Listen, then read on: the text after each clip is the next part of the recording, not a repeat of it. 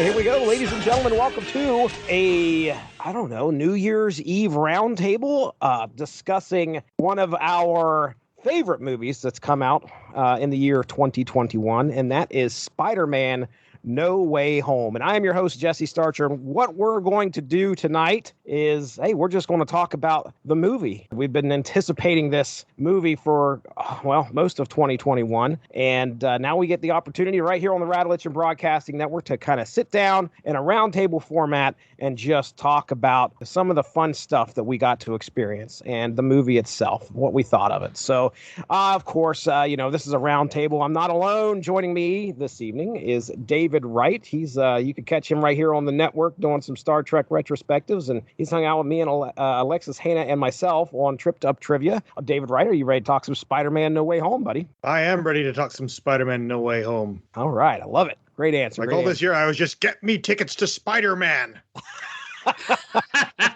Benjamin J. Cologne joined me on an epic source material comics adventure. We'll just put it that way, where he and I talked about Marvel's 2014 event, Spider-Verse. And of course, he had to get in on the action tonight to talk about Spider-Man No Way Home. Benjamin, glad you're here tonight. Are you ready to talk some Spider-Man No Way Home? I am, but in this case, I'm going to try to mute my mic as much as possible to keep this podcast from having a snowball's chance in hell of staying under 3 hours.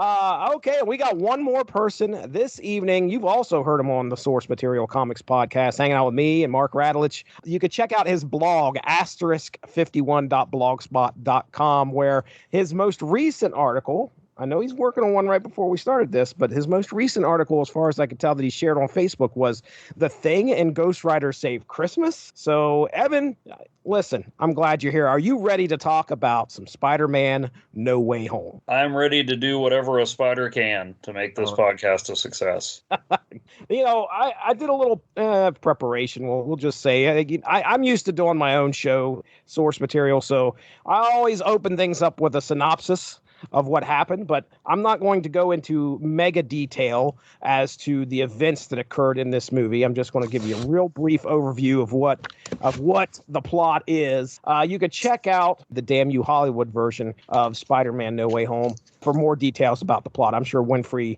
probably laid it all out there. Thorough job, but spoilers anyway. We're going to spoil the heck out of this in this discussion. That's right. The synopsis may be broad, but trust me, we are jumping into details when we get into the discussion. So here we go. That synopsis is coming up, but first let me talk about Amazon Music. If you're looking for a good platform that can fill those musical needs, Amazon Music has you covered. If you head to getamazonmusic.com/W2M network, you can get a free 30-day trial where you can check out over 70 million songs. That's getamazonmusic.com/W2M network for that free 30-day trial. Peter Parker, also known as the superhero Spider-Man, has just had his identity revealed and blamed for crimes he did not commit. Seeking help from the enigmatic Doctor Strange, Peter asks him to craft a spell so that no one will remember that he is Spider-Man. Unfortunately, the spell goes wrong, and as a side effect, Spider-Man villains from other universes have now made their way into Peter's reality, ready to wreak havoc in Spider-Man's life. I'm leaving it right there. That's it. There's your synopsis, folks. Like I said, not too detailed, but let me go down the cast of this film. All right. So we have Tom Holland as Peter Parker / Spider-Man, Zendaya as MJ, Benedict Cumberbatch as Doctor Strange, Jacob Batalon, I hope I'm pronouncing that correctly, or Batalon, portraying Ned Leeds, Jon Favreau as Happy Hogan, Jamie Foxx reprising his role as Max Dillon / Electro, Willem Dafoe as Norman Osborn / the Green Goblin, Alfred Molina, also Dr. Otto Octavius or Doc Ock, Benedict Wong as Wong. Then we have Marissa Tomei as May Parker. All right, spoilers. Andrew Garfield as Peter Parker / Spider-Man. Tobey Maguire. Yes. I'm so confused. Tobey Maguire as Peter Parker / Spider-Man. Now you're seeing triple, buddy. Yeah, wait, what? More? J.K. Simmons coming in with, of course, with J. Jonah Jameson. And I know I'm going to butcher this person's name, and it's a brief appearance here of Reese Ifans as Dr. Kurt Connors / the Lizard, and Thomas Hayden Church as Flint Marko, or the Sandman. So a lot of those actors / actresses have a little bit more of a role to play in this film than some of the others. But that's how we're going to start this off. I just gave a big rundown of the cast. So we're going to start with Evan Bevins. I want to know, what was your favorite performance of the movie? Oh God, my favorite performance. Part of me wants to say J.K. Simmons, just because I think, to me, he's on the Mount Rushmore of comic book movie casting for his original Jameson work. But I don't know, he didn't shoot quite as much scenery in this one. I mean, I think I got to go with Tom Holland. Continuing to sell it as Peter Parker / Spider-Man. Throwing it over to you, David. You got a favorite performance there? I guess I'll do the standard thing and go with perhaps Andrew Garfield. It was nice to see what he could do with a good script. Oh, man, I could tell you that it was a trip, number one, to see him show up. And then, of course, I can't say that I wasn't expecting it, because the worst kept secret in Hollywood for the year was that Andrew Garfield would be showing up. Right. I managed to not have it confirmed. Like, there were very few things in the movie that totally shocked me, but I didn't know for sure that it was going to happen. Yeah, like I don't need to see another Andrew Garfield Spider-Man movie. It was kind of nice that he got a decent ending. Right. Oh, yeah. I gotta say that the NDAs that Marvel must make these guys sign, they have to be able to take your house, your newborn children, everything you own. If you breathe a word of, something that they want secret, if you breathe a word of it to anybody, they must be able to take everything you own. Like you said, it's the worst kept secret, in movies this year, but not for lack of effort. Right. Yeah, the real secret wars at Disney.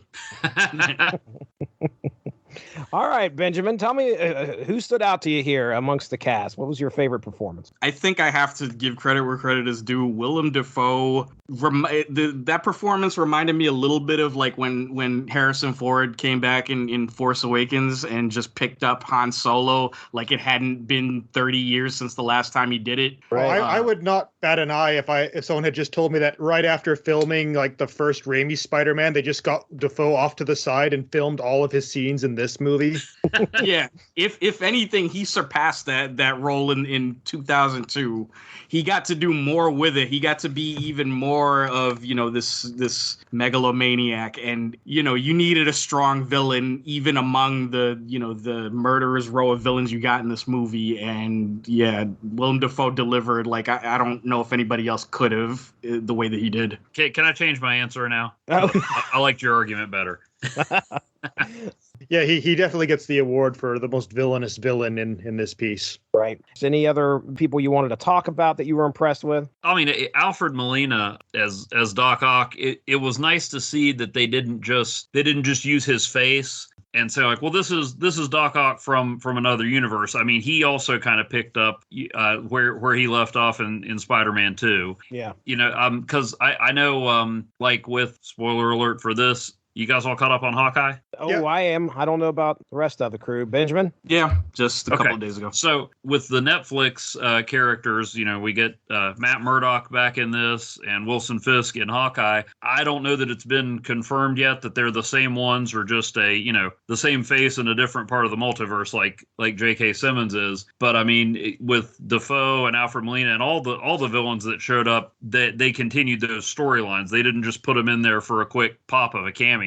And so that was really cool. It paid you off for following all those Spider-Man movies. And, I always get bugged when they pull the reboot trigger, like saying, well, hey, those movies you invested in, they didn't matter. That's definitely not what they did here, and nobody was in there just for a cheap cameo. Right. They picked up the storylines, even the storylines like Spider-Man 3 that launched Amazing Spider-Man, and I'm still not quite over that, but but yes, seeing those guys back and Alfred Molina was a welcome addition. Right. Yeah, I think Spider-Man 2 is my favorite of obviously the three. I think it's also a lot of other people's favorite of the first three. And Alfred Molina is a big part of that. His portrayal of Dr. Octopus was just fantastic. So Yeah, I think overall, I think everyone in the cast did a good job with what they had. I'd say Marissa Tomei, I had to give her a bit extra. She had a bit more heavy lifting to do this time around as Aunt May. So I think she was able to deal with all that, and they did a good job of picking up things from the earlier movies, with possibly the exception of Electro and Sandman, where he sort of whereas Sandman starts off, Peter, I'm here to help you, and then he's just kind of hanging around for an hour, and then he just goes away with all the other villains after Green Goblin gives his "Let's be villain" speech. It didn't make much sense for Flint Marko, where he just wants to go home and see his daughter. That's all he wants. He doesn't want to take over the world or get revenge or anything. He just wants to go home. Yeah, what's the quickest way to get there? Yeah, and Jamie Foxx, he probably felt more than any other character like he was kind of just showing up and passing through. Like as Robert pointed out in the main review, that he didn't really match up like his mannerisms with his character when he wasn't Electro. He just kind of seemed to just be Jamie Foxx hanging out on set. Yeah, I agree with the whole glad they weren't just a cameo. They felt like they mattered in some aspect to me anyway. I will tell you that I don't think I've watched Amazing Spider-Man 2. I think I've caught some of it. I know the villains. I know some of the plot and obviously some of the big stuff that happens in it. But as for the characters and their portrayal, I didn't know what to expect with Electro. The job of the film was obviously, for someone that hasn't seen that film, such as myself or any of the other films, is to make these people seem like they matter and not just, hey, I'm here, everybody remember me, and then I'm gone. So he was more like a socially awkward, kind of nerdy character who had a bit of a fixation on Spider-Man. And then when he gets his superpowers and Spider-Man doesn't recognize him, he kind of just freaks out and goes all evil. Okay. Sort of think Jim Carrey's Riddler from Batman Forever. Yeah, Electro in this movie also gives kind of mention of the fact that he is like, he's different than he was in the other movie, and he kind of knows it and he likes it, and that's one thing that's kind of motivating him to not want to go back. So I mean, they give a little bit of lip service to that. It's better than nothing. Fair point. It could have been better. It probably could have been better, but like just the fact that he's not necessarily, he's the same person, but not necessarily the same body or not necessarily the same, everything else. Certain things are different. It's a decent motivating factor if you're trying to, move the plot along faster than with all of these different characters and all these different motivations going on at the same time. I agree. I imagine they showed Jamie Foxx his hair from Amazing Spider-Man 2, and he was like, no. Probably. Yeah. We're not doing the tooth effects for this. Nobody cares. But it was different, and they did mention that, but they still even picked up on at least the storyline. At one point when they first announced he was in it, I was like, so it's just going to be like, oh, it's Jamie Foxx, wink, wink. So they definitely didn't do that. Benjamin, anybody else you'd like to talk about there from the cast? Tom Holland stepped up. I never disliked him as Spider-Man. I think he's a great Spider-Man and a great Peter Parker, but he kind of came into his own in this movie and got to show a lot more of his acting than he may have done before.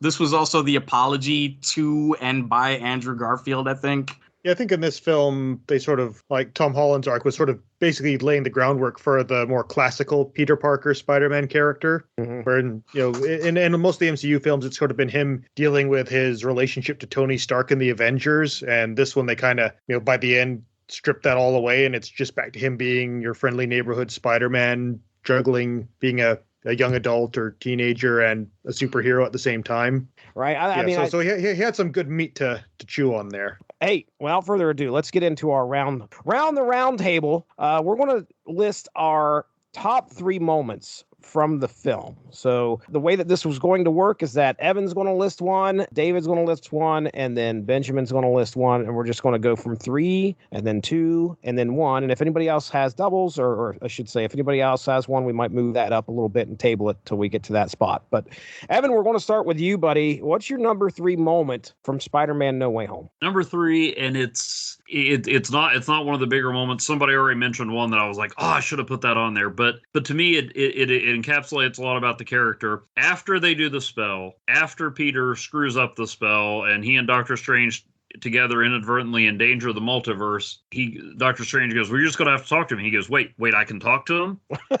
The problem was, they didn't get into MIT because of their connection to Spider-Man, and Doctor Strange, is like, "Wait, you didn't even pick up the phone and try before you asked me to rewrite reality?" It's this great funny moment. It's a human moment, and it kind of, aside from just being a good laugh, it kind of sums up Tom Holland's Spider-Man in all these movies. He's this kid who's in over his head and doing all these, amazing, spectacular web of things.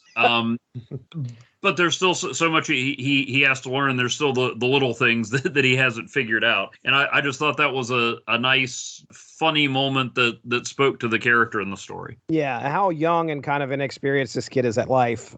He's just like, well, I got a magician I know. I can have him fix the problem before you even just attempt or think that you could possibly fix it yourself. Yeah, it's a great way to shine some light on the character. Anybody else have anything to add to that? I don't know if I'm going to get another chance to throw this out there, though. Do it. How convinced is everybody that was the real Doctor Strange? I had some questions.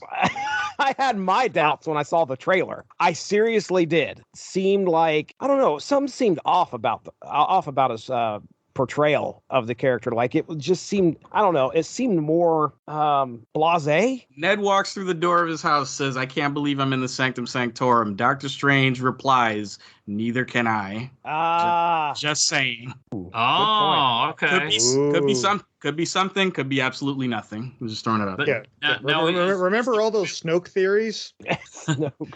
Yeah, or the play-by-plays of how much Luke Skywalker would just orgasm for eternity after seeing his old lightsaber. Yeah, remember how that all turned out? Yeah. So many happy people. Oh, man. Now, is the theory that it's evil Doctor Strange from What If? That's a theory, I think. I've heard that one thrown around a little bit. Oh, that could... I can't believe that Doctor Strange would reference Scooby-Doo. Oh, yeah, that seems out of character for sure. Yeah. I mean, make him a Skrull. Our Doctor Strange, I can see him being condescending like that, but I don't know. I just a Doctor Strange from the animated universe would absolutely know who Scooby-Doo is. Well, he would know who he is, but would he? I don't know if he's capable of levity anymore. Okay, I think he's got a tentacle where his sense of humor used to be. True. Who doesn't after these past couple of years? I really can't argue with that either.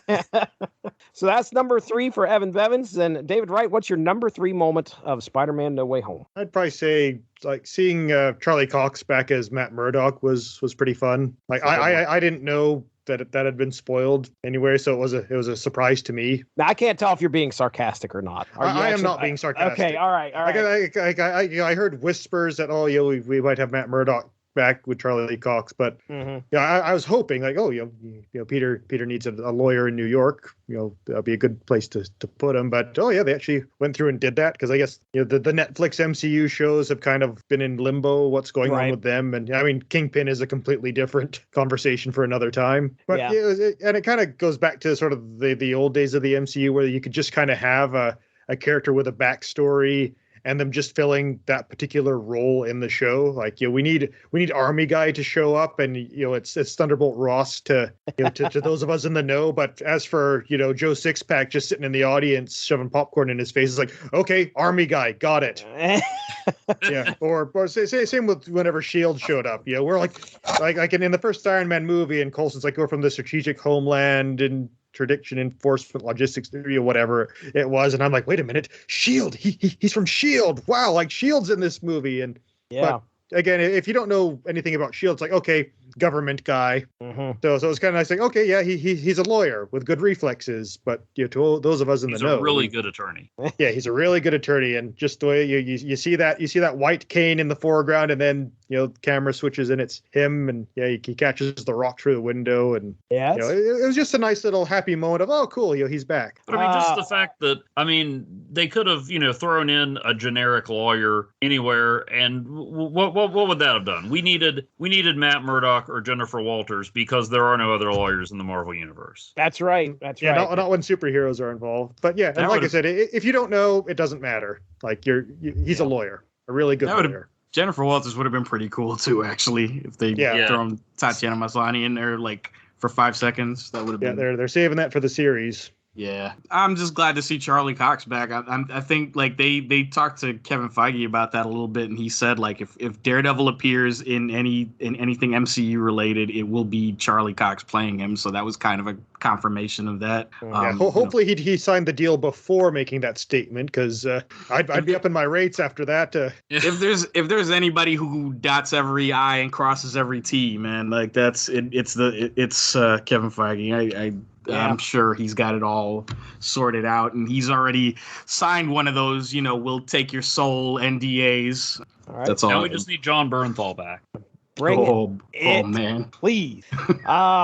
Benjamin J. Cologne. Speaking of, I recognize that, and I'm happy. That's probably my number 3. I wrote this down in my notes, and it is what I elbowed my niece the second. I didn't even catch this the first time I saw it, but in between I made sure to tell my niece the second time I saw it, which is I wrote in my notes, they did the thing, which is they did the 3 Spider-Men pointing at each other meme. That was I completely missed that. I did too. They actually do it. Whoa. I didn't catch it the first time. I saw it pointed out on Twitter, and then like now from the second time from now on I can't unsee it. Wow. When they're doing, Peter 1, Peter 2, there's a point where they're all pointing at each other, and it's hilarious if you know what to look for. I told my niece ahead of time, like, they're gonna do that, and like when they did it, we both kind of like, they did the thing. That's fantastic. Oh, that's crazy. Well, that was a surprise one right there.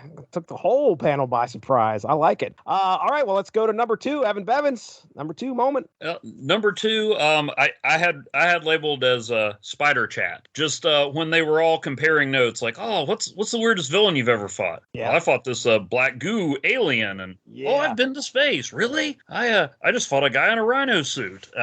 That was cool. I mean, that was just one example, but just their whole interaction, like comparing notes on being Spider-Man. I kind of wonder. I figure most of it was scripted, but it just seems so natural and not forced at all, and just brought you right back to Maguire and Garfield in the movies, even though I haven't watched any of those for a while. Mm-hmm. Yeah, say what you will about the MCU writers, they understand like the intricacies of the character interactions and what would happen with these characters as they are portrayed incredibly well. Yeah, like you would have thought like, oh yeah, Bruce Banner and Tony Stark, they're both big science nerds. They're probably going to get along really well. Or hey, the Winter Soldier has a robot arm and he's fighting with Rocket Raccoon. I bet Rocket's going to want that arm. Oh, yeah. I'm going to get that arm. To the Spider Chat that you're talking about, where they're comparing not only villains, but at one point, the Tobey Maguire version of Spider-Man shows his web shooters. Oh, yeah. That was so great. You ever get web block? It's like, does it come out of everywhere? Oh, that was great. I'm sorry if you're not comfortable talking about. No, it's fine. What caused it? Existential crisis. I really did enjoy that. Yeah, the interaction between all 3 Peter Parkers is great. And I was just talking about the previous couple of Spider-Man movies on Long Road to Ruin, and everybody has their favorite, but I don't think there has not been a bad live-action Spider-Man since Raimi's in 2002. They're all good actors. Andrew Garfield is a phenomenal actor, by the way. Oh, yeah. And you get all of these guys together, and they're just game for just the goofy interactions, but also like a lot of the moments that have a lot of heart. You get 3 really good actors, and these 3 guys are 3 really good actors who have all led their own Spider-Man movie and done it well. And you get them all together, and everybody had their moments. Everybody had their moments of fun. Everybody had their moments of drama. Everybody had their moments of gravitas. You know what I'm saying? The movie itself, the plot it can go all over the place. I think it has its moments where it kind of like goes off the rails, but it kind of corrects itself eventually. but the characters themselves, the character interactions, and just leaving these good actors to do what they do, they left a lot of space for that and a lot of space for these guys to kind of play with a lot of the meta stuff that in the wrong hands could be really, really corny as hell, but right. It never Very got into that cringy, territory. lazy You never references. felt like it got into that territory. It felt natural and it felt earned and it felt real. It felt like it was not making fun of the idea of what's going on, but it was just kind of like playing with it. Like you're in on the joke. The joke is not having fun, not making fun. Yeah, it felt very natural. It didn't feel like they were forcing any sort of references or moments. Yeah, and I do like how they sort of had each Spider-Man at a different stage of their life. Like Tobey Maguire's was, very much the elder Spider-Man who's kind of gone through most of the crap and has more or less gotten himself into a good place. Whereas Andrew Garfield, he's still trying to get over the events of Amazing Spider-Man 2. I mean, he's getting there, but and then you've got Tom Holland where it's like, I'm still so messed up about what the heck is going on here. I don't think this is in the movie, but I know at one point where Tobey Maguire and Andrew Garfield are kind of talking about their relationship lives and stuff like that. Yeah. Maguire's like Spider Dad. The way Tobey Maguire talked about how things went, progressed with we can assume progressed after Spider-Man 3 between him and Mary Jane. At that point, I was trying to look at his left hand to see if there was a wedding ring on it. Ooh, that was a good idea. I don't think there was, but if that would have been very interesting. Mephisto confirmed. Well, no. That brings me to my other Doctor Strange theory, and yeah. I think I can't remember if you mentioned that on Spider-Verse or not, or if I did. If we were just okay. All right. No, I did. Yeah, and I'm not convinced that my theory is wrong yet. Yeah. Oh boy. Could be totally wrong. I could be totally talking out my rear end right now, but I haven't seen enough evidence that debunks me just yet. So okay, I'm going to continue to have my fun on that. David Wright, number 2, Spider-Man No Way Home moment. Yeah, I kind of, for my selection criteria, because I had to come up with this all of a sudden, was I just went with what were the moments that got the most reaction out of me one way or the other. So for number 2, I'd have to go with Aunt May doing the with great power comes great responsibility thing, because we have not heard those words pretty much since the first movie, like the Raimi movie. Even in the Amazing Spider-Man movies, Martin Sheen is like, I got power. It's important. He's just like, the writers just for some reason decided not to go with those lines, which I think is very Orsi Kurtzman here. Let's do everything except for what people like about this, or understand about it. But which actually kind of one point that did annoy me was when they're doing the counseling session, when the 3 Spider-Men meet for the first time, and Peter says, the great power, and then Maguire and Garfield say, comes great responsibility, and then it's like, my Aunt May said that to me. It's like, my Uncle Ben said that to me. Mine too. It's like, no, yours did not say that. He danced around it because the writers, for whatever reason, didn't want to say that. And even in the MCU movies, where they don't really go into detail about Peter's origins as Spider-Man in this one. I mean, I don't need to see him get bit by a spider and discover his powers for the 6th time. But it was just kind of weird that they never just had him say, my Uncle Ben taught me with great power comes great responsibility. I was okay with them giving the line to Aunt May. And I think, when that moment happens, like, holy crap, they're actually going to do this. That got some emotion out of me. And part of me was also going like, no way did she survive after being, cracked by that glider. Right. She gets up. I'm doing the same thing. Probably a lot of people are. They're like, oh, she's dead. Here we go. Let's get things started. And then she gets up and you get kind of swerved because you're thinking, oh, well, she's going to be fine. Oh, I should have known better. And then she dies. And you're like, she has the Matrix Revolutions death scene where Trinity has a monologue before she dies. The Yoda death scene. Yeah. But I don't know if real world physics that would happen, but we're in the Marvel universe, so it's Marvel universe physics. So, I'm okay with that. But I did actually like that there was some actual consequence to having a non-super person without any super abilities, get hit by a super weapon and not make it in the end. Right. She got thrown too. I mean, she got thrown pretty far. It did not look healthy. And when she got back up, I was like, oh, wow.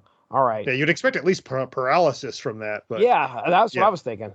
You said we got severe internal bleeding, but so yeah, I didn't have any problems with her being the one, obviously, to her being the one to give those words of wisdom to Peter Parker. But that was a very, very important moment. I'd agree with you there at number 2 for sure. Evan Bevins, anything else to add on that? I did have a problem with it. Oh, all right. Well, let's hear it, buddy. I didn't have a problem with her saying it, but this has bugged me since Homecoming, which I loved, but I still don't think we've ever gotten an acknowledgement that there is an Uncle Ben in the MCU. Okay. Yeah, and I understand the idea that this trilogy is his origin. They just moved all the Avenger stuff that we know from the comics as mature Spider-Man, they put it at the beginning. Okay. Mm-hmm. And I had no problem with Aunt May saying it, but to me, Spider-Man without Uncle Ben, I mean, yeah, he's growing, he's learning, but Spider-Man without that lesson from Uncle Ben is like Bruce Wayne being rich, but his parents not dying, or Clark Kent coming from Krypton, but not being raised by the Kents. To me, it's an important part of his origin that makes Spider-Man who he is. Now, maybe I'm overdoing it, but even when, Garfield and Maguire say, oh yeah, Uncle Ben, we've never gotten a confirmation that there's an Uncle Ben. Now, okay. I've loved all 3 of these movies. I think they're great Spider-Man stories that don't rehash everything, but that really bugs me. Okay. Obviously, the moment carried some weight, right?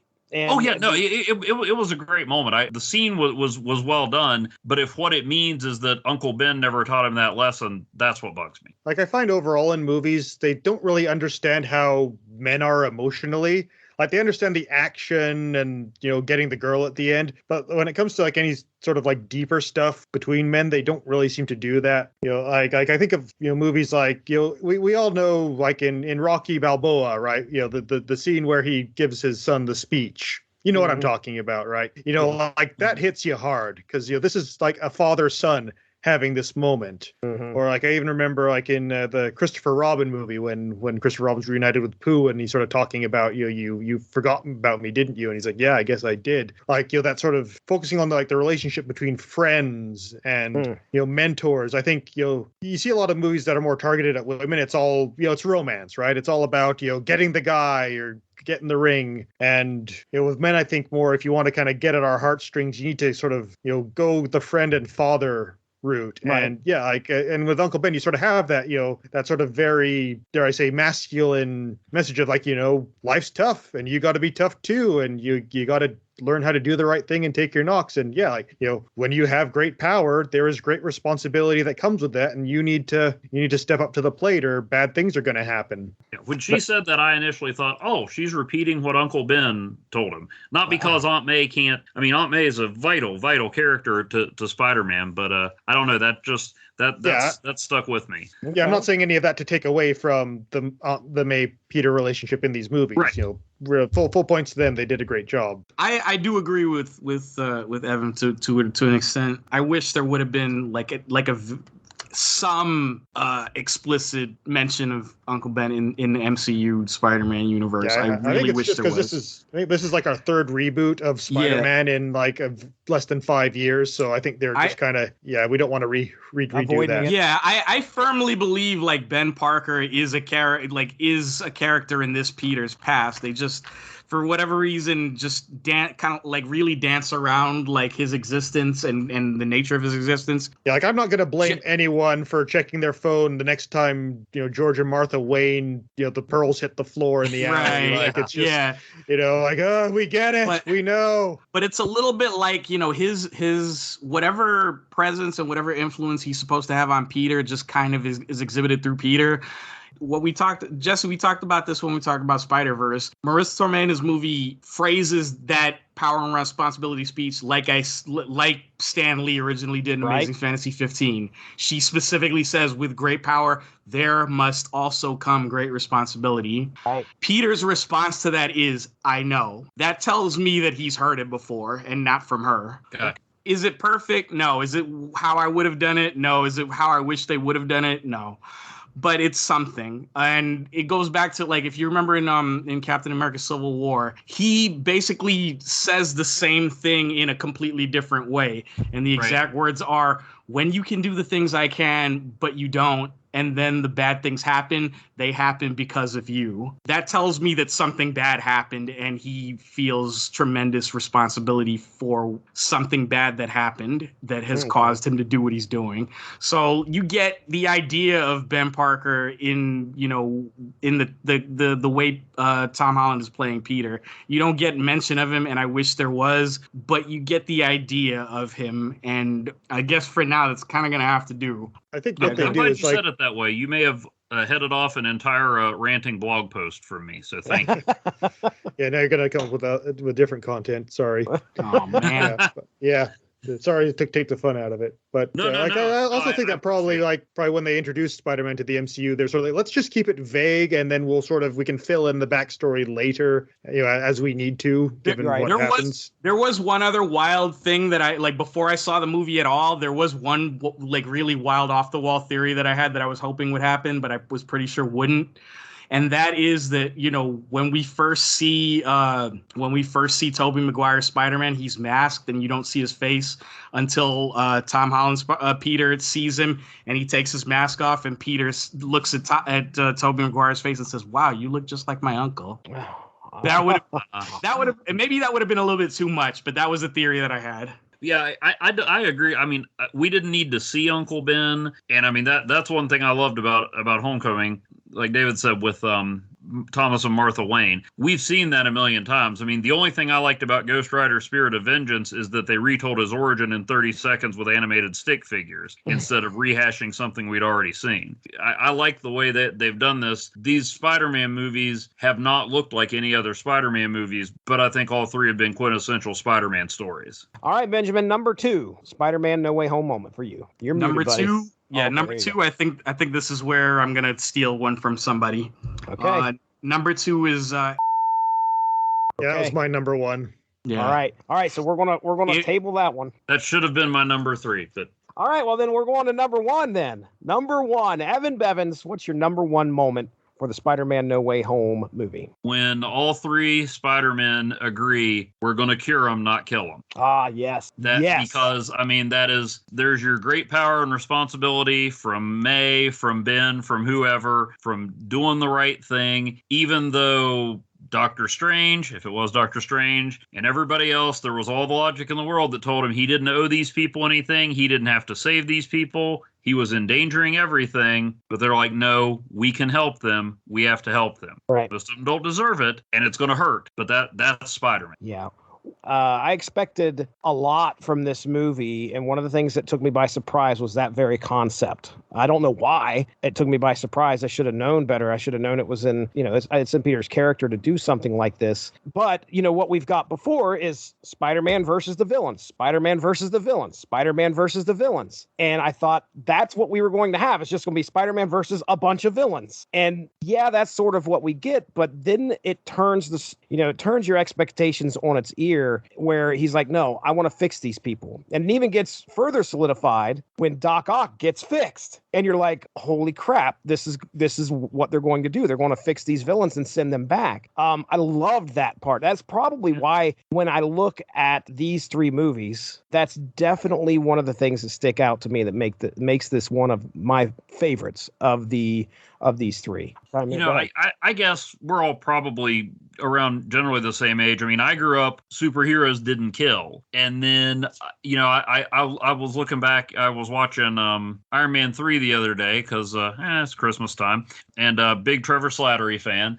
Tony Stark's dropping bodies left and right in those movies. And in some cases, it can't be helped. You know, I mean, he's not going full Frank Castle here. But yeah, you know, you said you were surprised, and maybe you shouldn't have been surprised, but, you know, that nowadays superheroes don't have that you know, code against killing. That's now true. It's like, well, don't just, you know, like straight up murder the guy, but you know, stuff happens. Right. Like, I remember this is a generation before us, but like I remember hearing that the Lone Ranger, he would use silver bullets in his gun because they were expensive, to sort of be like a symbol of, you know, the responsibility and the weight of, you know, having to take someone's life. You know, like, you know, I don't point my gun at anyone for, you know, frivolous reasons. Like, you know, it takes a lot for me to go to that level of dealing with someone. That's also, a big thing about Spider-Man. Like, there have been Spider-Man stories where he will endure so much pain and have so much pain inflicted on him, on himself, so that nobody else has to get hurt. Like, and that includes villains. Peter Parker is above all else a guy who just doesn't want anybody, like does not want to see anybody die, and will do anything he can to prevent that from happening. So this is like imminently in character for him, and I'm glad that became kind of a probably one of the major plot points of this entire movie was just Peter's refusal to just let these characters die, no matter what they did. If there was any way at all to help them instead of hurting them, he was going to find a way to do it. That's 100% Spider-Man to me. I never really read any of the Spider-Man comics. Like most of what I view as my canonical Spider-Man is from like the 90s animated TV show. I'm not sure how closely that followed the comics or not. I guess it was somewhat. So that's kind of where I go for my reference as to, who Spider-Man is and, what he's had to deal with. But I think one thing I really like in relation to like all the villain moments was certainly Alfred Molina when he fixes Doc Ock, and even better when he actually stayed fixed. Like right. I was so expecting when Electro blasts him that it would fry the chip and we're back to evil Doc Ock, but then he sort of comes in at the end when Electro's about to beat them down, and you're thinking, oh no, here it goes again. And then no, he actually just disables Electro and finishes like curing him of his powers. Like it was kind of nice to have that subversion of expectations, I guess you could say, where hey, things actually worked out for a change.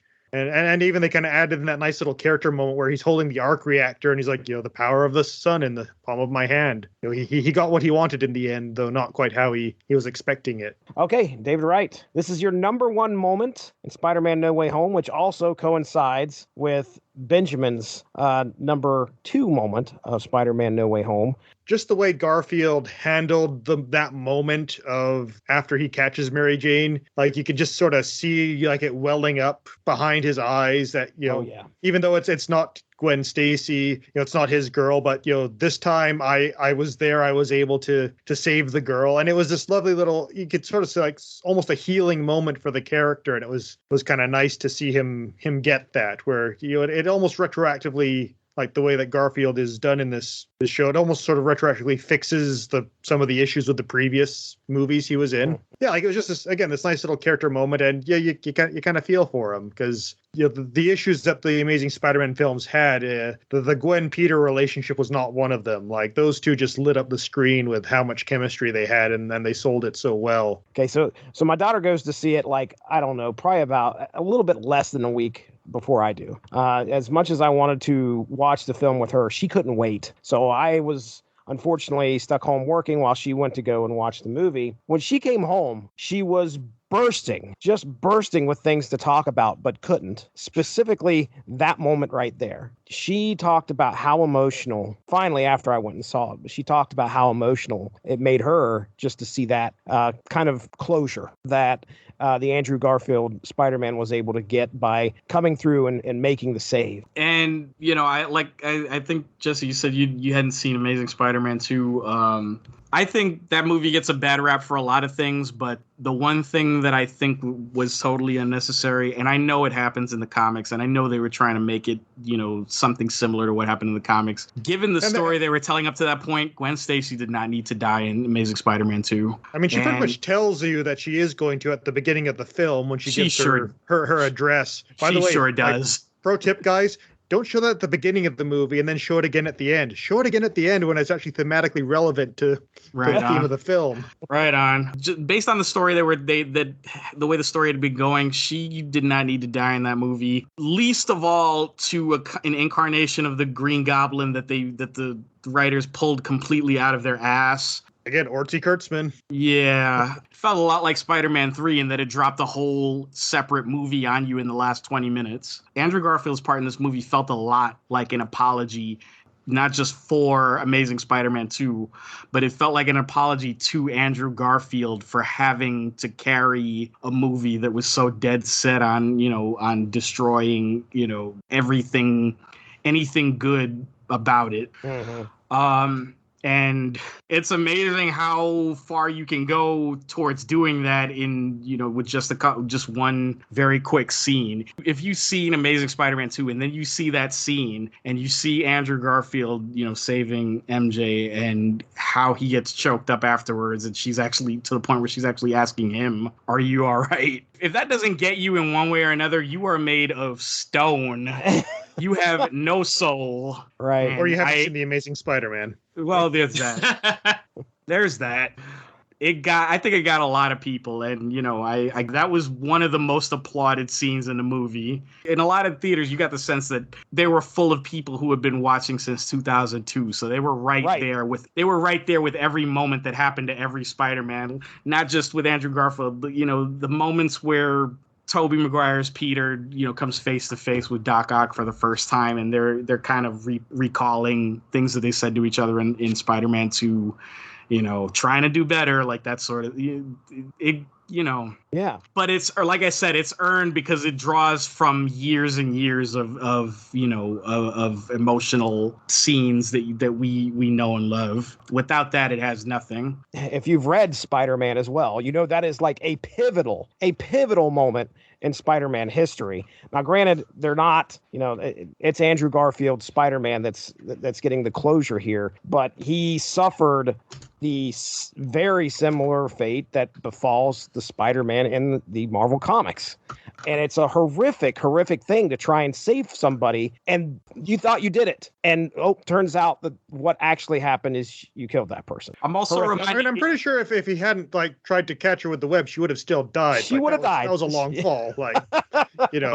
But he learned. Yes. Right. And it also reminded me a little bit of, Ultimate Peter Parker's Last Stand in Ultimate Spider-Man, where he kind of goes down swinging to protect, his family. And the last thing he said, he basically dies in MJ's and his Aunt May's arms. And he as he's dying, he says, I couldn't save Uncle Ben no matter what I did, but I saved you. So it's okay. It's I saved you, so I'm okay. Right. I think maybe one reason it didn't make my list, and this is just how my brain works, I didn't have it spoiled for me, but Jesse, I don't know if you remember, but and I think all you guys know, but Chris Bailey called that 2 weeks before the movie came out.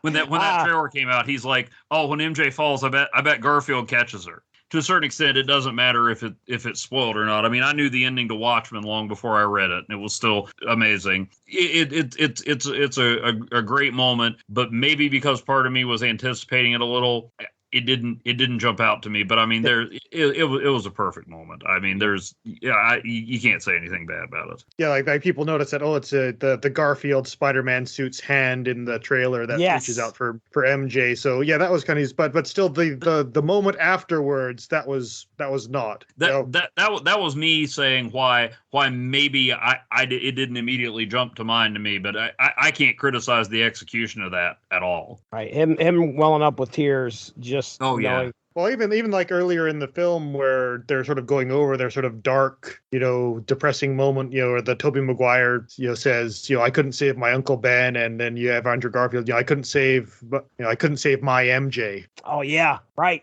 I got rageful. Thank goodness I didn't get a third movie, because who knows who would have died in that one. Oh boy. Benjamin, number one moment for you from Spider-Man No Way Home. My number one is a little bit it speaks a little bit to nostalgia. My number one moment is something that I was expecting, but not. I was still floored when it happened. Is the musical cues. We talked about this again. We talked about this in Long Road to Ruin. There have been some tremendous talents that have worked on the scores for the various Spider-Man movies, and they brought back the individual musical stings at these key moments throughout this movie. Okay. When Spider-Man, Tobey Spider-Man, at the last possible second heals the Sandman, and he goes back and you see Thomas Hayden Church's actual face for the first time, which makes me wonder if he did the mocap at all before that, or if he was just there that one day. That one scene, yeah. Yeah. But anyway, when that happens, you hear the Danny Elfman Spider-Man music from 2002, 2007 when Spider-Man 3 came out. The scene that I just mentioned a little while ago with where Tobey Tobey Spider-Man confronts Doc Ock, and they kind of riff on, their dialogue from Spider-Man 2.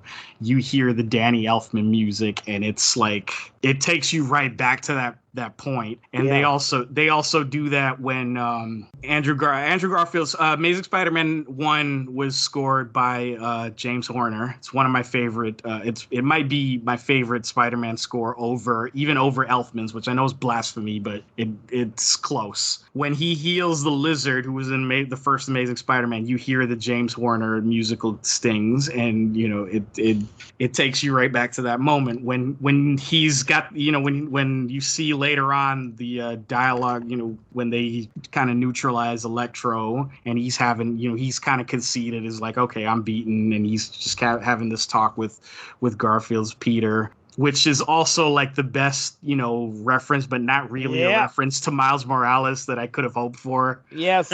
In this movie. By the way, that got a pop in the theater too, so Mark probably might have been, really pissed off. Even that got a pop in my theater because a mere mention. Yeah, there's got to be a Black Spider-Man out there somewhere, right? Yeah, no, the whole theater went ape shit. It was great. But you hear the music from Amazing Spider-Man 2, which actually was done by Hans Zimmer. You hear a little bit of the notes from that even. Music is a hell of a thing. Like, music can take you back to individual moments in time, and the way that they did it, and even the score in this movie that Michael Giacchino has done all the MCU Spider-Man movies and a couple of other MCU movies. He's one of their in-house guys, but music can do a lot towards making you feel a certain way and towards making you remember certain things and towards bringing out certain emotions in you. And the way that they juggled basically the last 18 years of Spider-Man movies through music even did some really, really incredible things that I'm not sure. I mean, I was looking for it because I was wondering if they were going to do it in the first place. But it's one of those things where it's like an old red letter media quote. Like, you may not have noticed it, but your brain did. Like, it's one of those like undercover, like subliminal things where they knew what they were doing and it worked. I love that. I love it. It's been so long since I've watched those movies, but I knew enough to go, I bet they're throwing in some music from the other Spider-Man movie. And so I'm glad I'm sharing a roundtable with someone who was more astute at observing that. I will also say, for Long Road to Ruin, I watched all of these previous movies very recently, so they were all kind of in my head, but at the very least, that Danny Elfman score, I know it very well. I'd like to think I would have caught it at the, in the moment, whether I had heard it recently or not. Once you know where it pops up, you can never unhear it. Mm-hmm. It's pretty, it's pretty clear. And they picked their spots for that very well. I've been wanting to go back and rewatch those, mainly because for the longest time, like predating the MCU, Spider-Man 2 was my favorite comic book movie, and it's been so long since I watched it. It still holds up. I bet it does. I kind of wonder if Homecoming's overtaken it. Maybe I'm getting off on a tangent, but those two are right up there for me. Maybe, hey, I tell you what, save that, because what we'll do before we get into our final thoughts, we'll do our ranking. So I'm going to put you guys on the spot. We'll do how many are there? 8 Spider-Man movies? Are we counting Spider-Verse? We'll do live action. So we'll stay away from the animated. We'll do live action.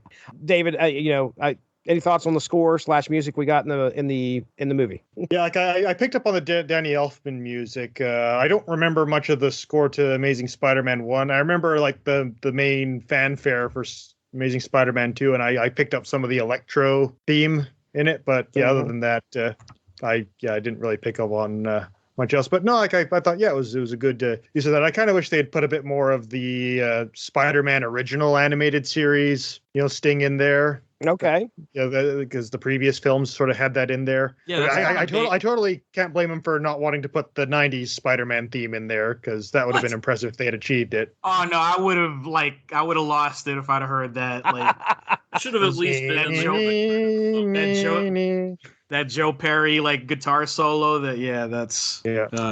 I would have Spider. The music of my childhood. Mine too, even though I didn't love that show, but yeah. Well, all right. So we've went through our top 3 for everyone here. And I mean, look, we love this movie. Was there anything that you disliked about the movie or wanted to change. Evan, we'll start with you. We've already heard some arguments about Uncle Ben, but I mean, as for the movie, this movie right here, was there anything that stood out to you wanted to change or didn't like? It made total sense in the story. It was handled very well. I didn't like the ending. Okay. All right. Now, are we talking which ending are we talking about the actual ending? That not only did they forget him, but then he didn't try to make them remember. It makes total sense. I mean, it's a Peter Parker thing to do. It made sense in the story. It's certainly a much better way to solve the identity thing than making a deal with the devil. It's still not confirmed yet. We don't know if that's Doctor Strange. Okay, well, yeah, no, you do have a point. Obviously I'm still not over one more day. Yeah, can I just say that was really ballsy for them to use One More Day as one of the reference materials for this? Oh yeah, we're still not sure to what extent they used it. Like I said, whether like Mephisto, that's my fan theory. I don't know if it's anybody else's. My fan theory at this point is that they're just going to not bring Mephisto in just because everybody. I mean, ever since WandaVision, anytime anybody in Marvel breaks wind, it's like Mephisto. That's not directed at you. I'm not poo-pooing your fan theory. Oh yeah, I make whenever I say it's Mephisto, I'm just making fun of that thing. Oh. Yeah. Oh, I had that fan theory long before I broke any wind, so. Yeah. Well, I wish I could blame it on Mephisto. That would solve so many problems. I didn't want to sound like I was ragging on you. I just like WandaVision, anytime someone blinked, it's like, oh, that means the X-Men are coming and Mephisto's pulling the string. No, I get it. I remember that well. Yeah. It should have meant the X-Men were coming. I'll tell you that much right now. I've got hurt feelings. I don't know. Like already talking about with you guys. I mean, I enjoyed the movie. Although my brother called me right after I watched it, and he was dismayed that I didn't like it. Not dismayed, but he was surprised I didn't like it as much as he did. But I mean, I can't really say there's anything wrong with the movie. I mean, I already grumbled about Uncle Ben, and you guys kind of set me straight on that. Like I said, it fits with the story. Early on, they said, you're trying to live two lives. You got to decide whether to be Peter Parker or Spider-Man. And without saying, I choose to be Spider-Man, he chose to be Spider-Man. It makes sense. It was well written. It was well acted. I don't know. It's a downer to me that just like my reboot dislike that feels a little like, well, now everybody forgot everything that happened in these movies. That's not what happened. But that was my knee-jerk reaction. I can't say how they should have done it better. I can't say that they did it bad, but it just kind of rubbed me the wrong way.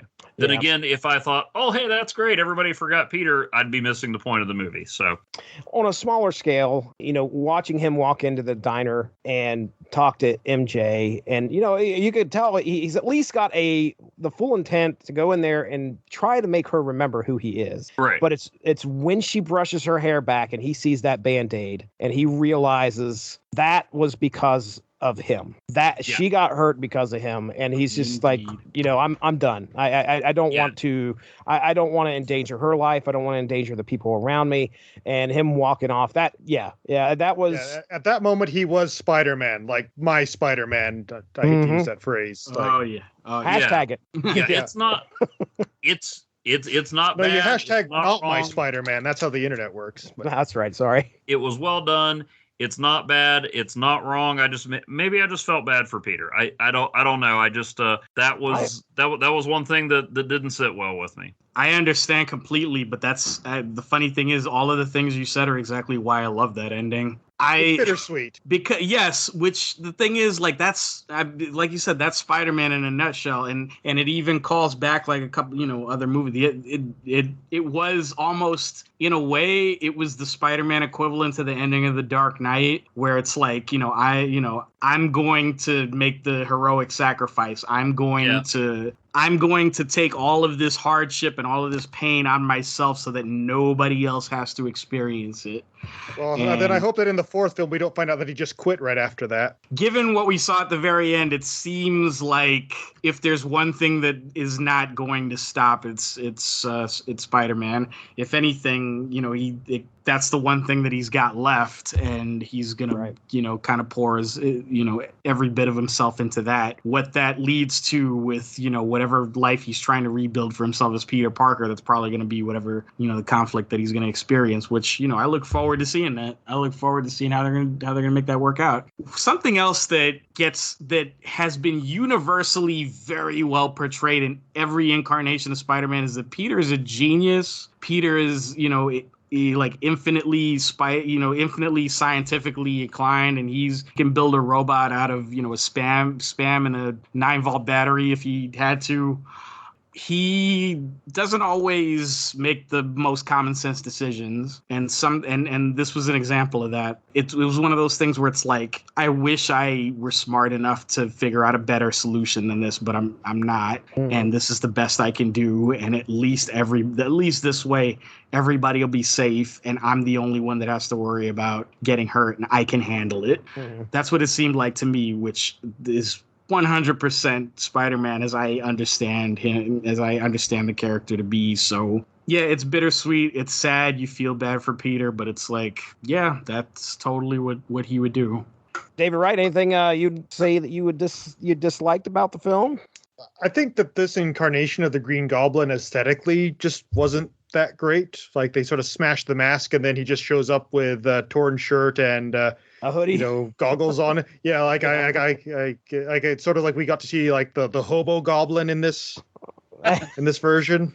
Yeah, they were going with the Weird Al Yankovic interpretation. He's wearing that dumb Power Ranger mask, but he's scarier without it on. Ah, yes. Yeah, I just kind of wish they'd found a better way of maybe doing a bit of an update to the Green Goblin. Like, I know we're not going to get like a comic accurate costume that just we could have. I guess I've seen the test footage too, and it's incredibly creepy in a great way. But it legitimately just showed up on my Facebook feed today of that because it scared kids so much they decided to change it. Is that correct? It was pretty damn scary looking. It was just it was not feasible, I guess. Right. It was pretty frightening. So, okay. Yeah, I can feel you there, David, in regards to a lot of people probably criticized that the Spider-Man with the Power Rangers mask, that we didn't get enough of him. And of course, he didn't have. Well, his face is just so expressive. Like, exactly. Like when you see him just tearing up the scenery without the mask on, when he's just doing the Gollum thing. It's fantastic. Yeah. And I know, like, if you watch the film, like, you can kind of see his mouth from the mask, and the eyes do actually retract into it, so you can see his eyes. But it doesn't quite work the same as just being able to have Willem Dafoe, like, all of his rubber-faced awesomeness just going at it. I'd agree with that. Like, I'm glad to an extent. The Green Goblin as a costume in this movie was nothing to write home about. It's nothing memorable. But I'm glad they zeroed in on the idea that there was probably no mask and no prosthetic that you could fabricate that would look more like a goblin than what Willem Dafoe is capable of himself. Right. That was one of my main criticisms even back in 2002 of Spider-Man, was that you have this guy who has this frightening face and this really expressive face, and he does when you see him without the mask, he does all of these very goblin and demon-like facial expressions, and then you're just going to cover him up with a face mask. Right. And it seems like a waste. And they didn't do that in this movie to its benefit, because you get scenes like, and we haven't talked a whole lot about the action in this movie, but the action and the fight scenes are fantastic. Oh my God.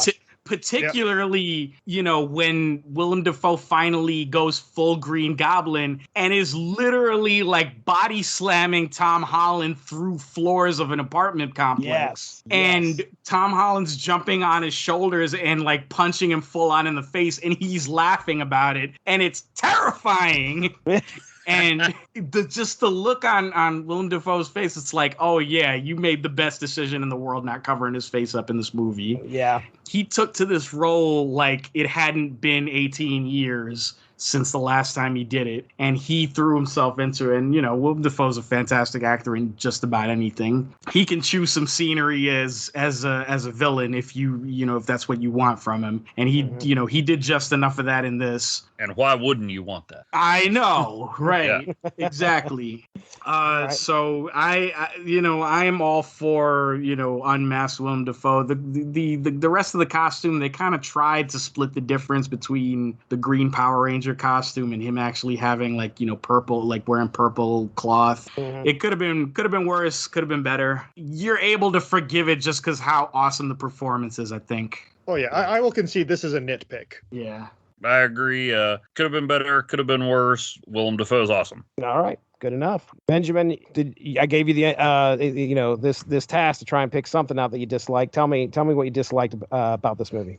Yeah, I don't know how controversial this is going to be. I did not see May Parker dying. I didn't see that coming at all, and Okay. I still question if she necessarily had to die in this movie. I understand it be, as a narrative device and as, a thing to spark, Peter into, where his character ends up going and his sort of trajectory and him having his, his moment of, do I kill this person who killed my aunt or not? I get it. I still kind of wonder if it was necessary. I also fully understand that in order for the ending that they went with to work, they probably had to kill May because she was the only one that really had significant knowledge of who Peter was before he became Spider-Man. Mm-hmm. So wiping that away probably would have felt a little bit too cruel. A little bit too far. Right. I mean, killing her off is cruel and kind of, a bit far itself. It makes what happens after that a little bit easier to sort out, I guess. Yeah, it wasn't like, let's just kill Aunt May because no one's expecting that. We're good writers. No, it was actually like thematically important to Peter's growth as a character and the movie itself. Like, they did it for good reason. I kind of struggle with the idea. I don't know if you guys are comic book guys. I don't know if you're familiar with like the whole women in refrigerators concept. Yeah. I kind of go back and forth with whether or not this was that, if it was that sort of egregious. I don't think it was because her death and the fact that even as she was dying, she's like, you can help these people. I mean, that really underscored why he did what he did. That phrase crossed my mind too, but I think this was more than that. I mean, May's sacrifice made things happen and showed what she stood for and what she passed on to Peter, rather than just being something to motivate him. I agree.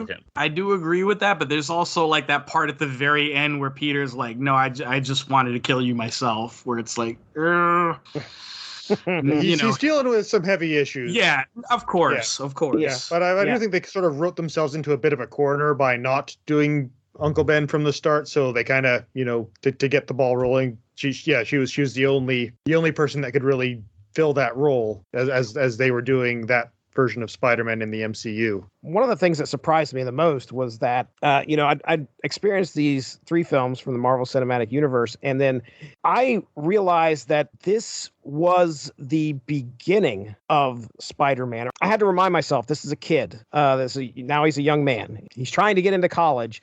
And obviously those dreams are now thrown away. We had to establish, okay, this is a beginning for this character. And as much as we came into it thinking that this was going to be the end all be all, where Spider-Man, Tom Holland Spider-Man, smacks down with all of the Spider-Man villains that we've seen in the films, that's just the beginning for this kid. The moment in the coffee shop at the end, like right where he's about to explain everything to MJ and then just says, I'll just take the drink. Like, he just aged that into an adult. Like, you just realize, okay, like, Ned and MJ still look like teenagers, and Peter, he actually looks like he's an adult now. He has sort of taken that step into like accepting responsibility for the things around him and understanding the importance of sacrifice, even though you just know that this is chewing him up inside. Yeah, to go back to what Benjamin was saying with this event with Aunt May,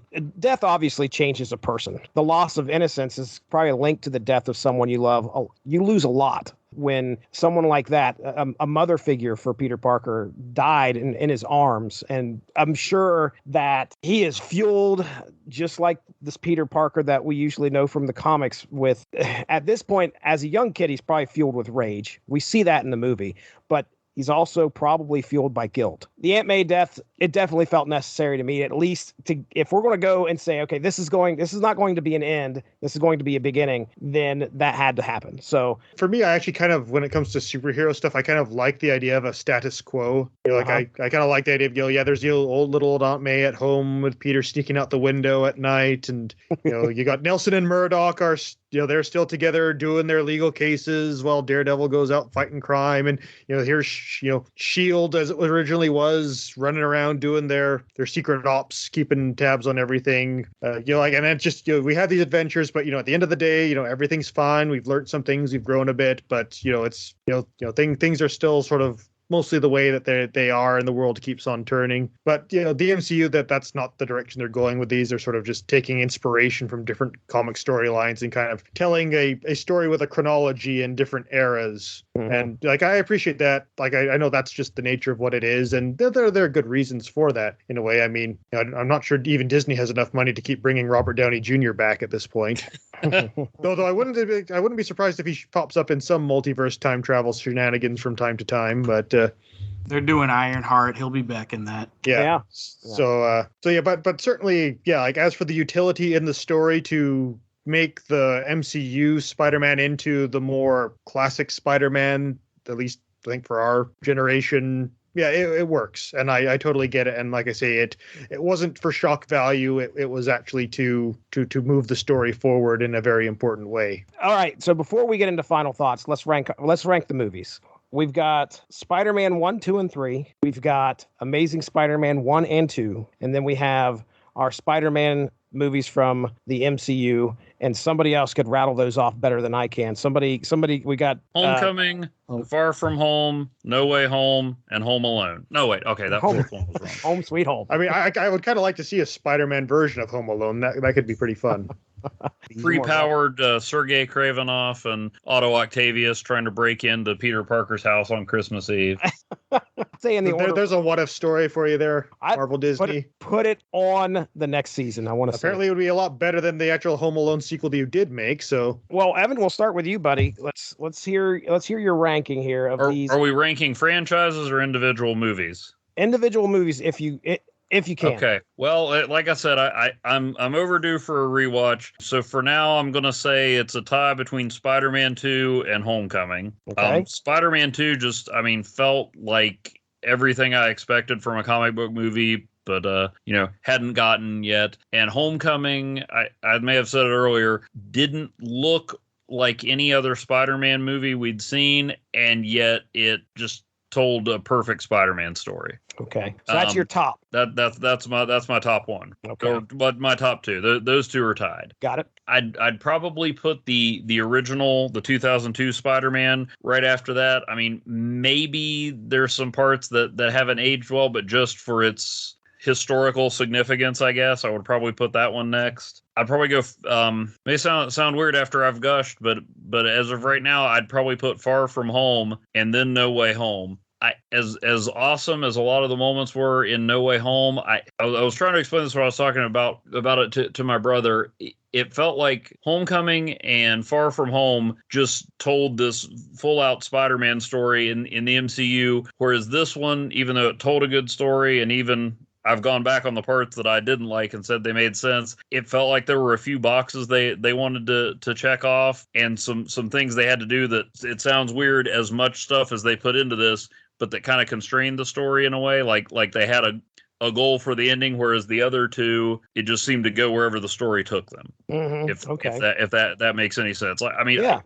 I enjoyed this movie thoroughly, but I don't know. I'd give Far From Home slight edge, and then probably Amazing Spider-Man. I thought it was good, but I was still, the whole throw the baby out with the bathwater thing didn't make sense. It's like, okay, Spider-Man 3 was bad, so let's remake Spider-Man 1 and 2.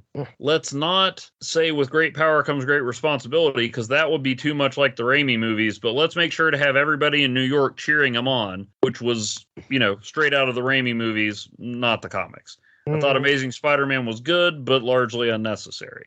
And then I don't know where you go with Spider-Man 3 and Amazing Spider-Man 2, because, again, okay, Spider-Man 3 was bad, so let's remake 1 and 2.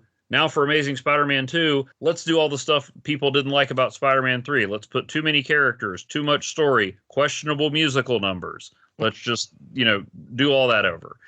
So I feel like Amazing Spider-Man 2 was probably a slightly better movie, but clearly I still have some reservations. So okay, it sounds like they could be Spider-Man potentially 3 a slight edge. Yeah, I was gonna say it sounds like they could potentially swap on whatever day you're feeling it. Okay, all right, David, give us your ranking there, buddy. Okay, so I'm gonna go from worst to best here. Okay. So no surprises, worst Spider-Man 3. I don't think anyone has to explain that at this point. It's been well documented and dissected. From there, I'd probably go with, it's almost like neck and neck, Far From Home and Homecoming. I mean, they're like, as movies, they are good. It's just that sort of version of Spider-Man just doesn't click for me. Like, without the whole great power responsibility thing, it goes a bit flat. Mm-hmm. So then from there, I might stick Amazing Spider-Man 1 before them, the second worst. Okay. Then I'd go Amazing Spider-Man 2. I mean, the movie has a lot of problems, big problems, but also when it works, it works really good. The cheesy scene with like Spider-Man chasing down Paul Giamatti doing a terrible Russian accent, making quips, like that is Spider-Man to me. Like the Peter Parker stuff, not so much. Again, the chemistry between Andrew Garfield and Emma Stone is just it saves the film in many ways, and I even have to give some credit for as horrible as their incarnation of Green Goblin Jr., them having to retroactively sell you on the relationship between Peter and Harry for the first 30 minutes of that film. Like, the actors really they managed to kind of pull it off. Despite not seeing this guy in a previous film, you kind of feel like these guys are old friends and are really close, and when it falls apart bad. Yeah, and then people complain about the Jamie Foxx Electro thing not being accurate to the comics, but from what I understand of the comics, he's just like a bank robber who has electric powers. So Correct. Yeah, correct. Like nobody seems to complain when they had bank robber who uses a freeze ray turned into is a scientist trying to find a cure for his wife's terminal illness. It seems to be okay when Batman comes up with better origin stories for their villains, but apparently if Spider-Man does it, then it's sacrilege. But I digress. So that one it kind of edges itself out a little bit from the others, and then I'd probably go Spider-Man 2. Like the original Spider-Man 2. I mean, I know that's a lot of people's favorite, and Molina nails Doc Ock, and I knew like the moment I finished watching the first Raimi Spider-Man film that we're gonna do Peter gives up being Spider-Man. We're gonna see him walking down the alley in the rain with the spider suit hanging out of a dumpster, and I was right. The whole I've lost my powers because I'm sad, and then they're back now thing just never really seemed to work. It was it's almost like watching Rocky 2 with Adrian. I won't let you fight, and then I woke up from my coma. You better fight now. Like, oh, okay. I'm not sure what exactly led you to this decision other than brain damage, but okay.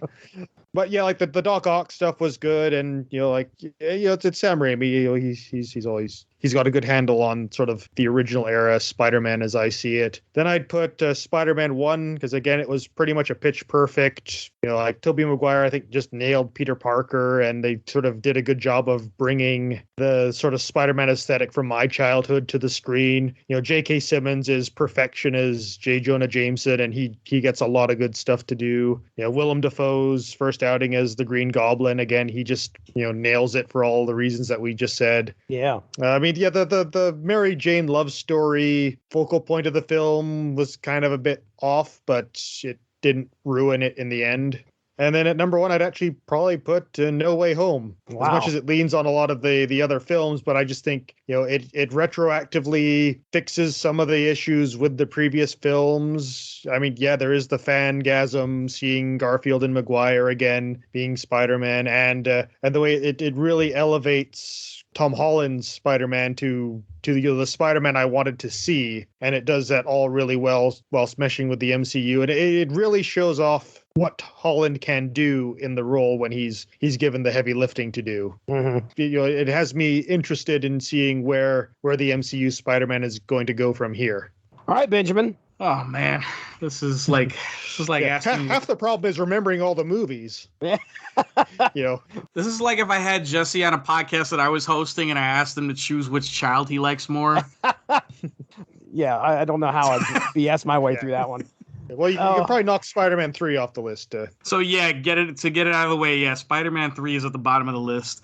I was rewatching Spider-Man 3. I think it was the first time I had ever watched Spider-Man 3 in its entirety since the first time I saw it in the theater. That's how much I disliked that movie. I too have only ever seen it once. But I came to the realization that Spider-Man 3, I am 100% with that movie until minute 34. And it is the first time you see Topher Grace as Eddie Brock. Not because I have anything against Eddie Brock as a character, even though he's kind of a nothing character. Not that I have anything against Topher Grace as an actor, but the way he shoehorns himself into the scene that he first appears in is an indication that it is all downhill from there. If you go back and watch that movie, which why would you ever go back and watch that movie? But if you ever go back and watch that movie, that is the exact moment where that movie starts hitting the skids.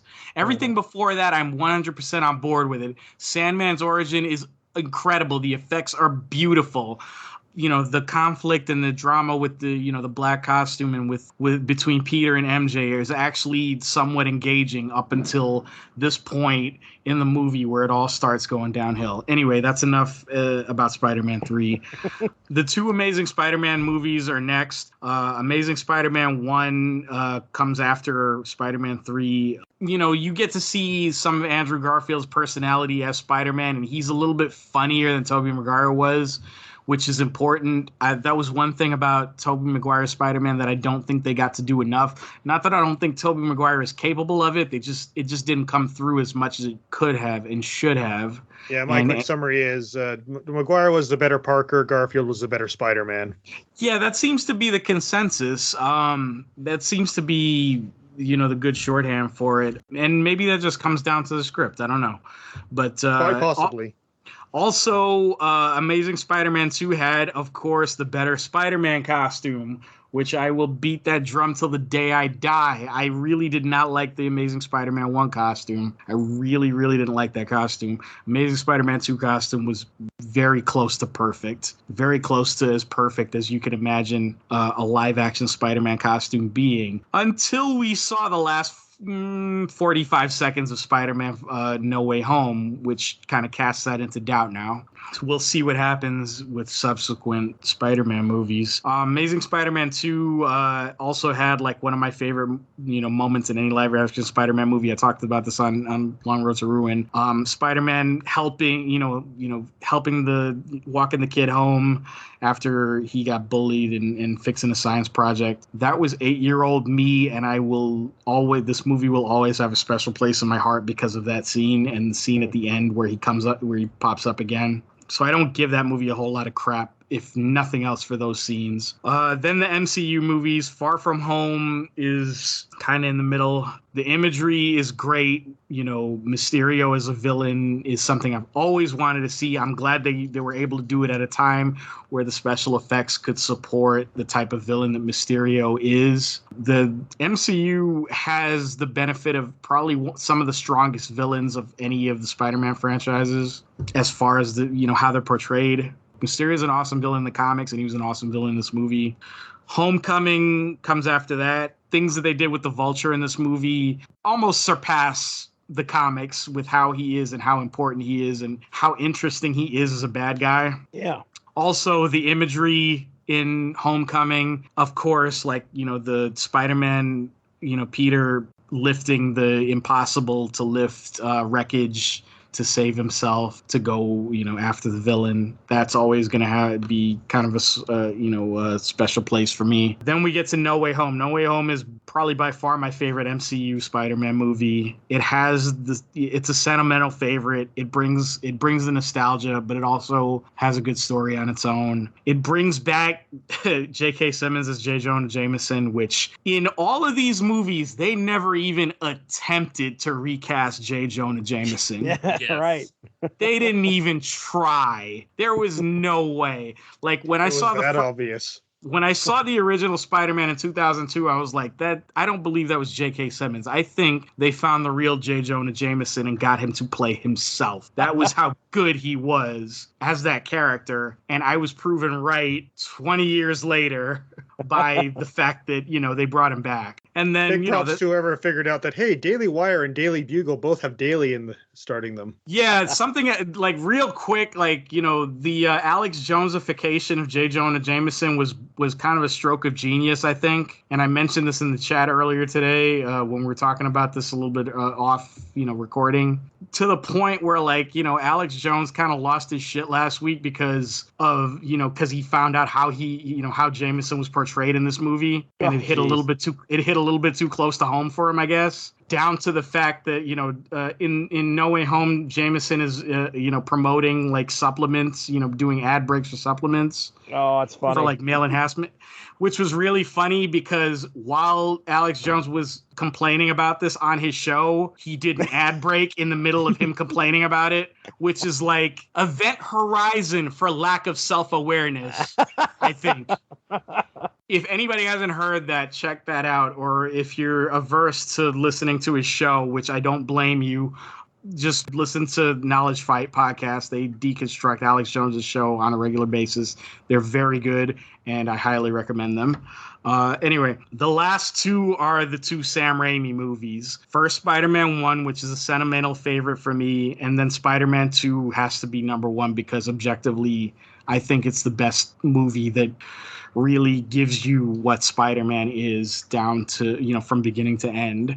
And yeah, they leaned on the imagery, and they leaned on the storyline of Spider-Man quitting, Spider-Man No More, which is a comic book I have on my wall, which is, that's how much I love that story. Yeah, I wasn't complaining. It's a good story. It's just kind of a downer, and I like things to be upbeat. But yeah, the downer stuff is, to a certain extent, you kind of expect that with the type of character that Spider-Man is, and the type of character that Stan Lee and Steve Ditko and John Romita gave us during those formative years, during those first 10, 20 years of his existence.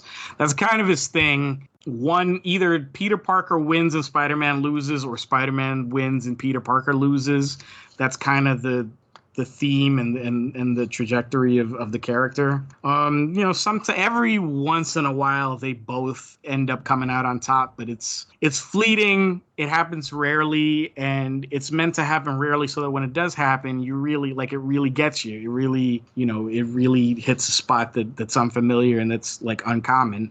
If it happened all the time, it wouldn't mean anything, I guess. That's how I feel about it. Which is also the end of Spider-Man 2, where he defeats the bad guy and he thinks he loses the girl, and then it turns out he actually gets the girl too, and Mary Jane, leaves her husband at the altar to go and see him. That would suck if I was John Jameson, but right. Other than that, we miss our chance for a Man-Wolf movie. Right, yeah.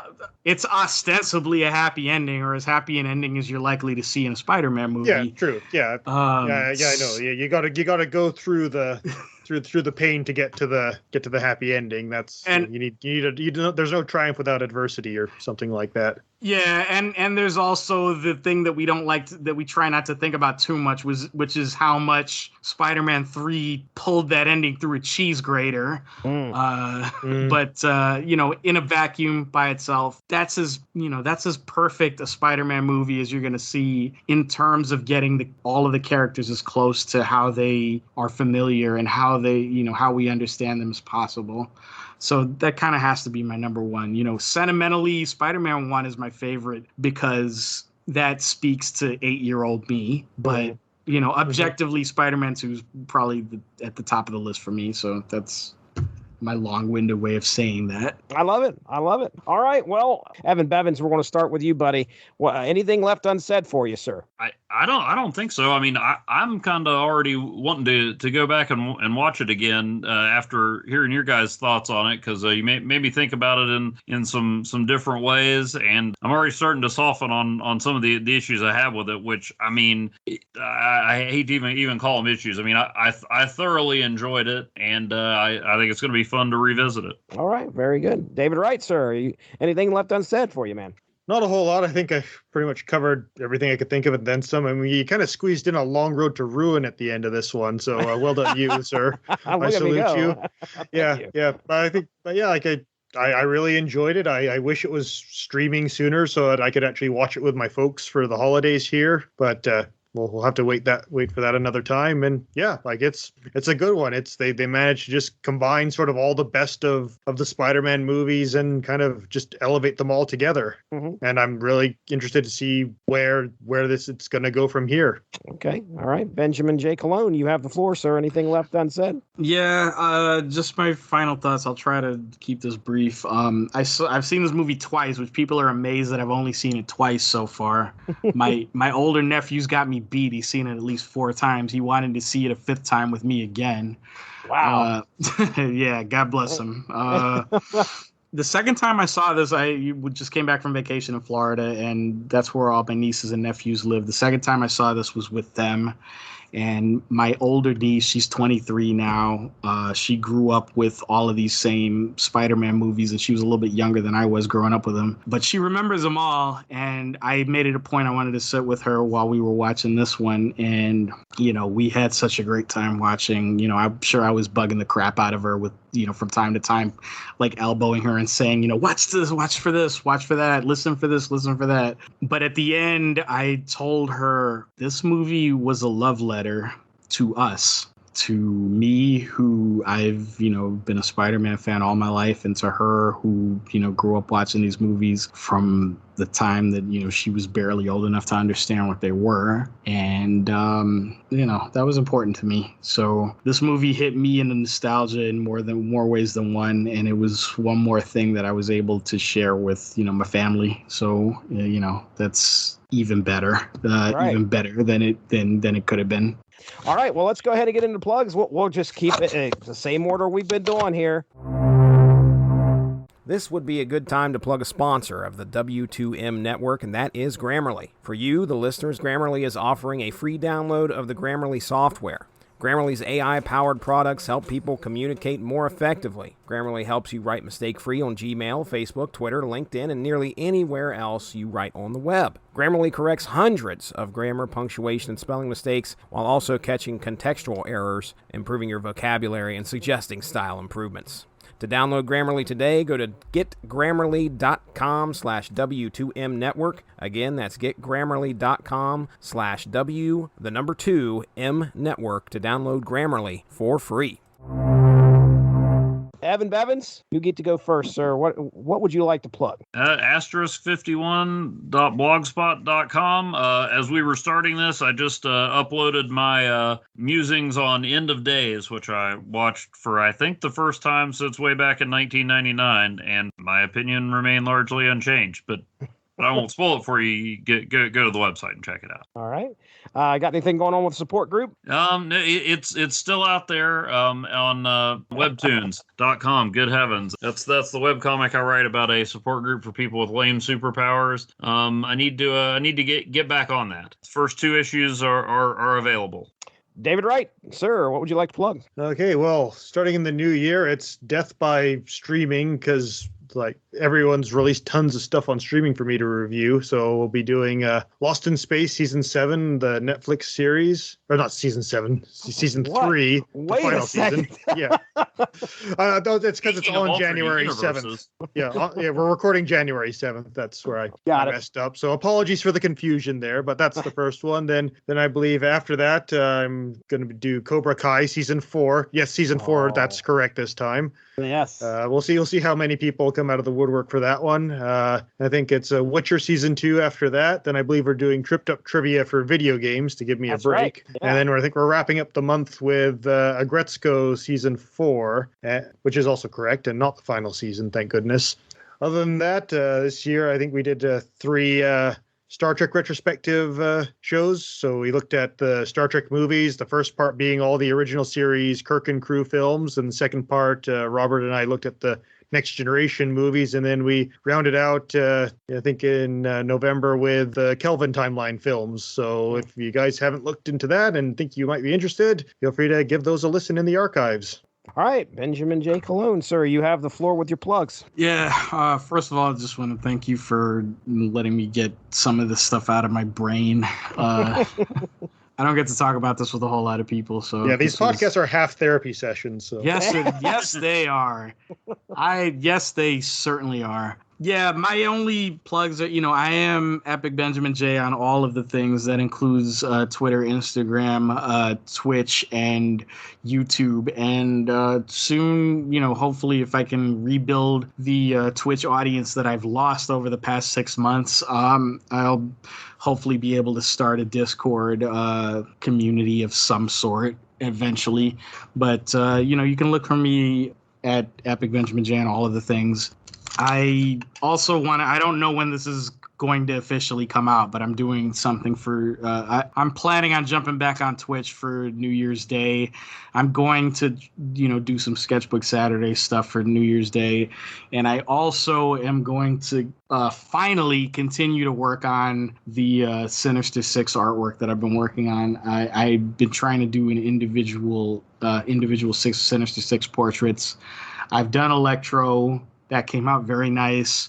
I'm trying to finish Mysterio, which I started months ago that I've unfortunately let fall by the wayside. I had a Dr. Octopus drawing that I've done in pencil that I left in my mother's house in Florida for months. That I have finally recovered. I was just in Florida last week, and I made it a point to get that picture, and I have it now, and I plan to finish it finally. I may even try to work on it some on New Year's Day. So if you haven't seen it live, you can see it in the Twitch archive, twitch.tv/epicbenjaminj. So please look for that. Okay. Listen, if you have the opportunity, make sure to check out all the W2Mnet.com shows. We have all sorts of stuff ranging from there's talks about anime, there's talks about video games, and of course the Radulich and Broadcasting shows where we have Damn You Hollywood, we have TV Party Tonight, we have Source Material Comics Podcast, we got Unspoken Issues, your 90s centric comics podcast. Talking about Carnage, you'll probably be airing here next week, maybe shortly after this episode airs. It's myself, Dean Compton of the Unspoken Decade, and our good buddy Derry Waite chiming in on the first Carnage arc. So it's 361, 362, and 363 of Amazing Spider-Man. So if you dig Spider-Man, you want to learn about where maybe Carnage came from and his first interaction with Spider-Man, listen, Carnage throws a baby out the window, okay? That happens in this Marvel comic, and it is fantastic. Good stuff. It is. It really, really is. Not the act of throwing a baby out the window. But no, it's a great story. So yeah, check that out. Keep an eye out for that. That should be popping up here pretty soon. Of course, David mentioned Tripped Up Trivia, where we have a monthly trivia session. It's myself and Alexis Hana sitting down, and usually it's a theme every month. December we had Christmas. What was it? Christmas movies, Christmas carols, and Christmas traditions. So that was the trivia we set up, and lo and behold, it was Jason Teasley, it was David Wright, we had Amber Teasley on there, and Mark Radulich. And before we jump out of here, I do want to thank every single one of you guys for coming on to this podcast tonight, spending well over 2 hours with me to talk about Spider-Man No Way Home. Can't thank you enough. This has been the Roundtable for Spider-Man No Way Home. I am Jesse Starcher for Evan Bevins, for Benjamin J. Cologne, for David Wright. We are out of here. We'll talk to you soon. Have a good one. Bye-bye. Thank you all for joining us. Make sure to give that Rattlich in Broadcasting Facebook page a like to stay up on top of all the great podcasts we have to offer. We are at home on Spreaker, but you can also find us on iTunes, Stitcher, TuneIn Radio, and recently we have hit the air on Spotify. Find your favorite podcast platform and type in RADULICH to subscribe for some great content. If you enjoyed this show, please feel free to share and spread the word, and as always, we appreciate any feedback and look forward to entertaining you again soon. Yeah, I guess they're going to do Venom next. Yeah, again. So I did kind of want to throw that out there. You know, anybody have any? I mean, we'll start with you, David. I mean, we saw the stinger at the end. We see what. Okay, listen. I didn't participate much in the stuff I didn't like about this movie, and I will tell you that I didn't like that. I wanted him to be much more of a part of this than what he was, but I understand what we're doing here. So yeah, the Venom symbiote is left on the counter after he gets disappeared, or returned back to wherever he was. What are you thinking, David? What do you think is going to happen here, buddy? Yeah, well, first of all, I have not seen either of the Venom movies, which is Same. probably to the benefit of myself. But from what I've heard, like Tom Hardy he plays a good role. I heard about the post-credit scene from Venom: Let There Be Carnage, him being brought into the MCU, and it was just kind of he didn't show up at all. You would kind of would expect that he would fill in like the last slot on the villain team. Yeah, Venom. Yeah, why weren't there six? Yeah. You left it right on the table there, guys. And that killed me. Yeah, I was praying for the Vulture to make an appearance just to make it 6, man. Yeah. That's I mean, hey, that they're going to do more of these, so I guess there's still opportunity. What would be interesting is if they do their own MCU version of these villains. We'll get the MCU version of Venom. We might get the MCU version of Doc Ock in some way, or the Lizard, or who knows. But yeah, like that scene, it was just so throwaway. And yeah, like if you haven't seen any of the Venom movies, you're just like, what the heck is going on here? And if you've seen the Venom movies, you're like, wait, that's it? Yeah. He just stayed at a bar and then he zapped back. Other than leaving a piece of the symbiote behind, that was just kind of it. It's telling that this is the first time we've talked about it in the entire podcast. Yeah. My son, I was just going to say, how did he get there? I think it was just part of the spell. He doesn't even know Spider-Man exists, so how would he know? Well, I mean, I haven't seen Let There Be Carnage. I saw the first one. I think the only time, I'm pretty certain the only time that Spider-Man makes an appearance in Let There Be Carnage is at the end when he's on the TV after he gets zapped into the MCU universe or the MC universe. There's no way that he would have known that Peter Parker was Spider-Man, which was the whole impetus for the spell. Yeah, my understanding is the Venom movies don't make any sense. So in this case, it is they're maintaining consistency here. It is implied, and I think somebody related to the movie. I don't remember if it was anybody that worked on Let There Be Carnage just released something in an interview about this like a day or two ago. It's implied that like Eddie Brock himself didn't recognize Peter, but the symbiote did. The symbiote also has like a throwaway line in one of the movies where he says like he has knowledge of thousands of different universes and different realities. Which, if you're watching either of those two Venom movies, you're not paying a whole lot of attention to what to what people are saying,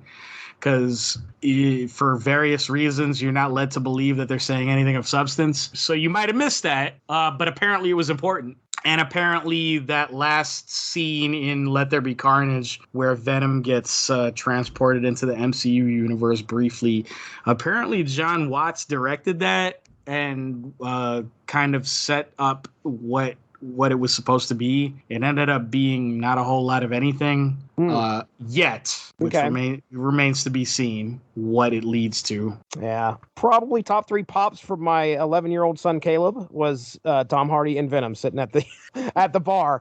He really dug that because he's watched both of those films and really likes the Venom films. Anyway, Tom Hardy as Venom is kind of like Andrew Garfield as Spider-Man. I like the performance, I just didn't care for the movie. He deserves better. Yeah, agreed.